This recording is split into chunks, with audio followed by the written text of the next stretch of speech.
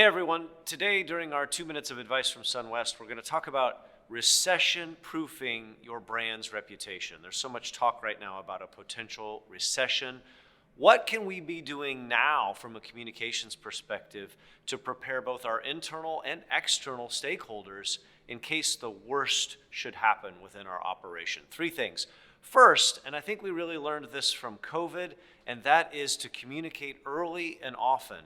When the pandemic hit in March 2020, so many brands said, well, we don't know what's going to happen. Let's wait until we have all the information before we either communicate with our customers or our employees. Big mistake. I just heard Christine Duffy, the president of Carnival Cruise Line, speak a couple weeks ago. She made a fantastic comment about her learnings from the pandemic. She said, your people can handle the truth. What they need in a crisis situation is communication.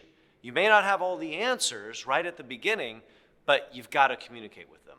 A great point. And that leads to point number 2, which is don't sacrifice the good for the perfect. Far better to say, we don't know, or we don't have all the answers right now, than to provide some kind of conjecture or guessing, or to not communicate at all. It is okay to say to your internal and external stakeholders, we don't know, but we're monitoring the situation. Because what your audiences want to have from you right now during a crisis is reassurance, and the only way you can reassure them is by communicating with them, even if you don't have all the answers.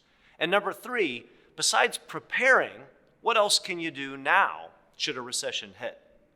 Well, we recommend bolstering your reputation by thinking about what are the proactive and positive stories you can be telling to your employees internally, but also externally, perhaps on your social media channels. So employee profiles, stories about your R&D or product efficacy, good corporate citizenship, your growth plans, things that don't feel too salesy or markety, but that are about your culture and who you are, that are genuine and will ring true even if the worst should happen and you have layoffs or business goes south.